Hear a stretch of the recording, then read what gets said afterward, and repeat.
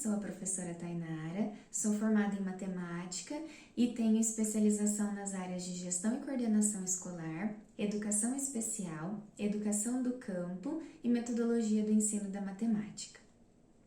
Tenho mestrado e doutorado em andamento na área da educação matemática, com ênfase na formação de professores que ensinam matemática, onde os temas estudados envolvem os conhecimentos necessários ao exercício da profissão, então os conhecimentos docentes, a identidade profissional do professor que ensina matemática e, no meu caso especificamente, assuntos relacionados ao pensamento geométrico. Já trabalhei em todas as etapas da educação básica, como PSS da Rede Estadual de Ensino, trabalhei com EJA e com educação profissional também. Durante 3 anos atuei como chefe de documentação e arquivo na Secretaria Municipal de Educação do meu município, de Jardim Alegre. A aula que eu escolhi é da 3ª série do ensino médio, a aula número 7, que aborda o conteúdo de juros compostos. Para fazer o trabalho com essa temática com os alunos, eu utilizaria a metodologia ativa de sala de aula invertida, onde os alunos serão os protagonistas do processo de aprendizagem, certo? Então, dessa forma, o que eles fariam? Eles estariam pesquisando a respeito dos juros, que é um tema muito presente no dia a dia de todos os alunos, né, de todas as escolas, sejam escolas urbanas ou escolas do campo. Então, eles têm conhecimento, eles ouvem falar do que é juro, mas às vezes não trazem esse conteúdo para a sala de aula, não relacionam o conteúdo presente no dia a dia, nos bancos, nos boletos que eles pagam, em todas as coisas, as movimentações financeiras que eles fazem no dia a dia, se não eles, os pais, as pessoas, os familiares, né, que estão na casa, e que às vezes não relacionam na escola.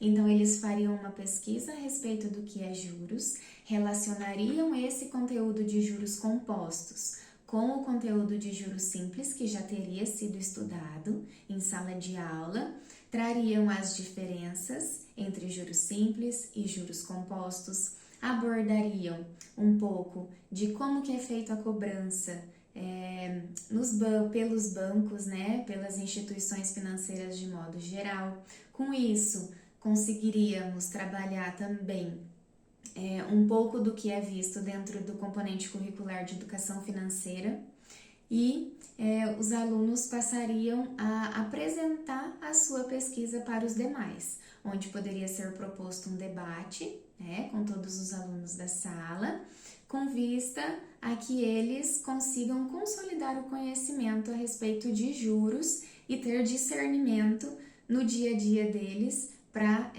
definir o que é juro simples, o que é juro composto e as formas de fazer o cálculo desses juros.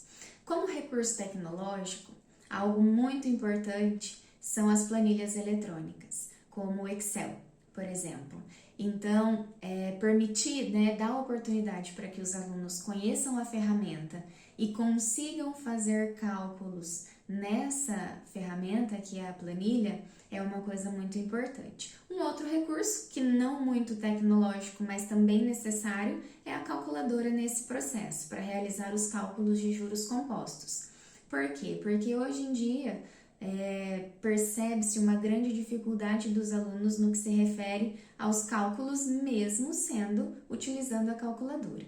Então, é algo que precisa ser trabalhado e nada melhor do que utilizar uma metodologia ativa nesse processo, junto com o recurso tecnológico, né, que são as planilhas eletrônicas, para que o aluno consiga assimilar da melhor maneira possível esse conteúdo, né? Lembrando que dentro de um planejamento com metodologias ativas, a participação dos alunos é fundamental. Então, todo o trabalho, o professor ele precisa atuar nesse processo como mediador do processo de ensino e aprendizagem, porque o aluno ele precisa ser o protagonista durante toda a aula, né? Então, ele precisa ter uma aprendizagem, como os autores colocam, aprendizagem ativa. Ele precisa aprender de forma consistente, de forma efetiva, né? E aí, aliando o dia a dia ao conteúdo matemático, é possível que os alunos tenham essa contextualização e consigam aprender de maneira mais eficaz. E aí, tendo em vista a proposta do grupo de estudo Formadores em Ação, que é abordar práticas de sala de aula aliadas às metodologias ativas e aos recursos tecnológicos, acredito que tenho competência para auxiliar de forma efetiva os professores nesse processo, tendo em vista toda a minha jornada acadêmica, né, de estudos, de dedicação, já focado para a formação de professores desde o início, e também a minha habilidade com recursos tecnológicos e a minha habilidade de comunicação. Como já trabalhei como formadora, acredito que posso dar continuidade nesse processo de maneira satisfatória. Um ponto que merece destaque sobre o Formadores em Ação é a possibilidade dos professores de mesma área conseguirem compartilhar as suas práticas, as boas práticas docentes. Normalmente, na escola, o contexto e a demanda de trabalho não permite com que os professores compartilhem o que eles estão fazendo em sala de aula.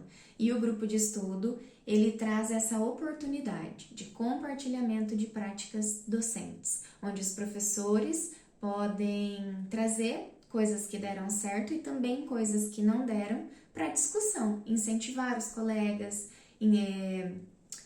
expor alguma metodologia, alguma dinâmica, alguma tarefa interessante que eles acreditam ser importantes dentro do processo de ensino-aprendizagem de sala de aula.